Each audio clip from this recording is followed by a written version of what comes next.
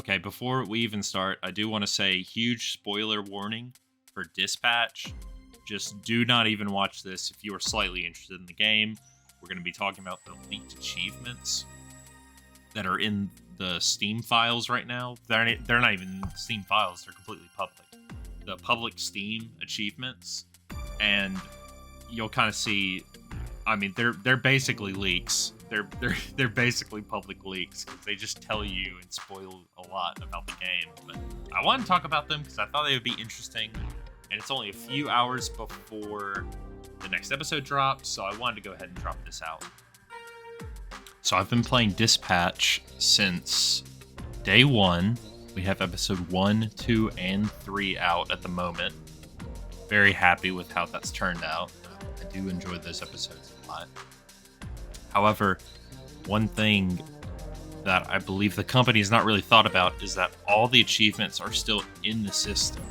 Even though they're hidden, at least on Steam, I don't think on PlayStation or Xbox, but on Steam you can just look at them. And they have pretty massive spoilers, which I guess I'm asking for it at that point. If I'm revealing hidden achievements myself, I guess that's kind of on me anyway, but I wanted to go through a lot of them. So I'm just going to go in order here. The first one is Dispatched. Collect all achievements. I don't think this one's that surprising, especially on Steam and Xbox. Ever since PlayStation has popularized platinum trophies. So that's not even very surprising. That one's probably the most obvious one, not even a spoiler. But we also have a couple of hacking ones. Succeeded on all hacking levels. I don't know if that activates like with previous episodes. Like if one run you have to do all hacking. If so, that's going to be annoying. That's around the last one that you have. Ace your performance review. This is probably either story progression or just level up wise. I'm assuming it's story progression because 0% of players have it. But I guess we won't really know until either tomorrow or less than tomorrow. In a few hours, I guess we'll know, or we won't know, and then we'll have to wait a week for it.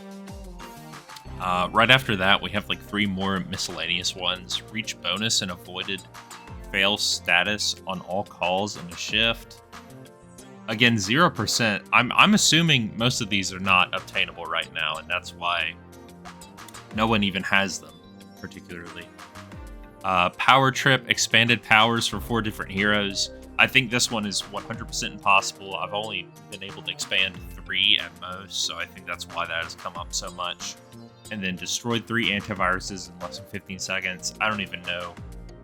I think there's only 1 antivirus in the entire game right now, so that makes sense. But then we actually get to the ones that actually matter. I'm going to attempt to group these, but I might completely miss out on them. I guess I'll go ahead and go with I'm the guy behind the desk, and that's like a real superhero. Very horrible names, dreadful names. But one says hid the truth, and the other says told the truth, which I think is pretty obvious. I think specifically in episode 5 or 6, so the one that releases in a few hours, we will probably have to reveal that we are Mecha Man, or someone will find out that we are Mecha Man. My guess is either Sonark.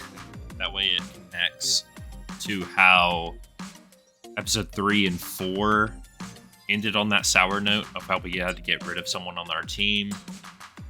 That would be my guess. There's not that much to speculate, but this might be the lesser choice, I would say. If you played Walking Dead, it might be similar to hiding or revealing the bite after you get bitten. Episode 4, spoilers for a game that's 15 years old, by the way. But I think that one's pretty easy to see. Moving on, I think this one's miscellaneous. Choose the least popular item from the store. My guess is you're probably on a date with one of the other characters, and you can choose what to get them. At least that's what I understand from it. That's what makes the most sense to me. And it even says, "There, you happy now?" So I'm sure Robert says that after he is either guilt tripped buying something for like Invisigal or something. Let's see. We have Murderer, and then we have I can confirm he's a badass. And both are choose the path of vengeance and choose the path of mercy. This is 100% a choice related achievement. 100%. There is no denying it.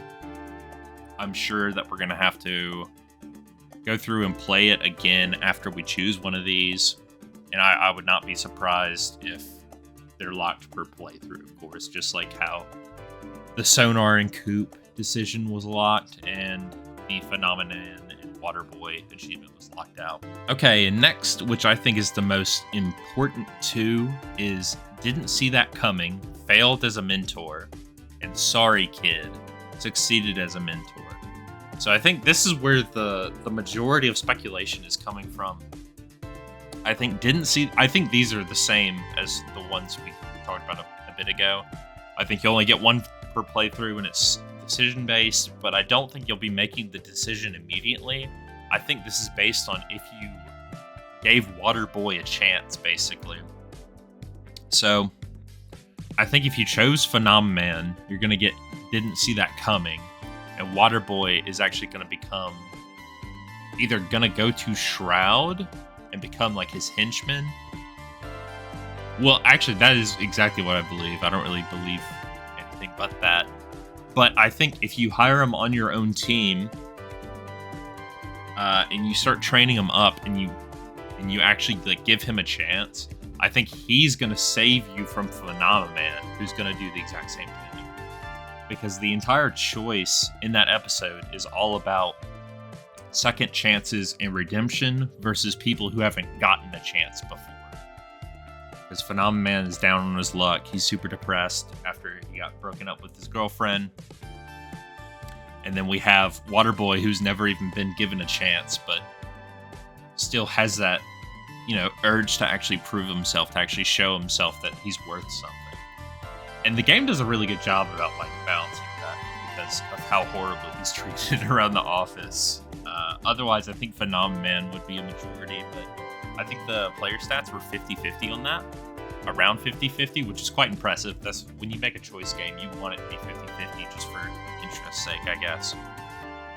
So that's what I believe. I think Didn't See That Coming, failed as mentor. That's going to be if you chose Phenomenon and then Waterboy's evil. And then if you say Sorry Kid, succeeded as mentor, I think that's going to be if you chose Waterboy and then Phenomenon becomes evil. And then we have three grouped. I'm going to group these three because I'm assuming that these are all together.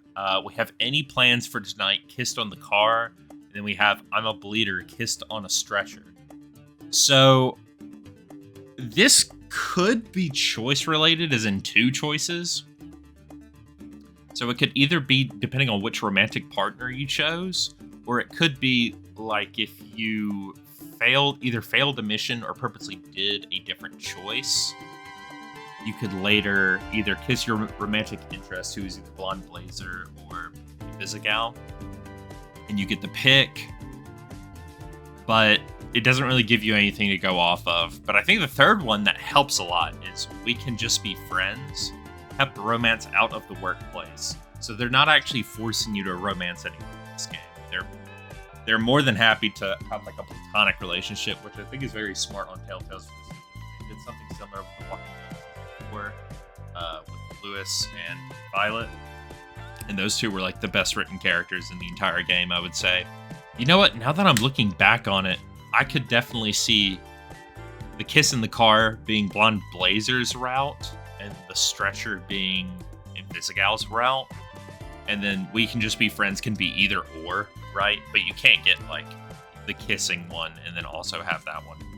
So that's my guess on those three. We're running low. I think we only have a few more. I think we'll go with this one. All Gas, No Brakes, Baby. Protected to Los Angeles. This one's a story one.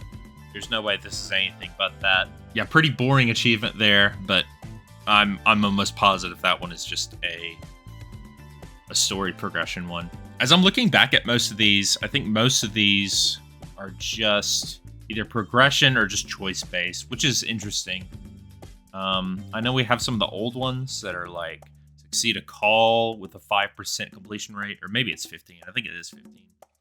And then a lot of the other ones are just progression based or choice based. But I really wish they did like a patch. It's kind of insane that these aren't even in the files. These are like publicly available for you to see if you just download the game and look through the achievements. So I'm not crazy about that. But then again, I have no self-control. So okay, so chose the path of vengeance and chose the path of mercy. Those are obviously choice based. Told the truth, hid the truth, definitely choice based. There, are you happy now? I think that's like the donut achievement we've had in episode 1. I'm a bleeder. Any plans tonight? And then the one, we can just be friends. Those are all 3 probably connected in the exact same way. Protect Los Angeles. That one's story progression. A lot of the other ones are gameplay based, so they're not as interesting to talk about. But I think the main draw of these is definitely the I'm sorry, kid, and didn't see that coming. I think that's 100% Phenomenon and Waterboy. I don't necessarily know if they're going to be evil, but I do think both of those have already been put in place. I think based on what you've already decided is what's going to determine what makes that choice. All right, well, we are only a few hours out until the episode drops. About 8 hours or so. I'm ready to just go ahead and play it. I've been so excited this whole week.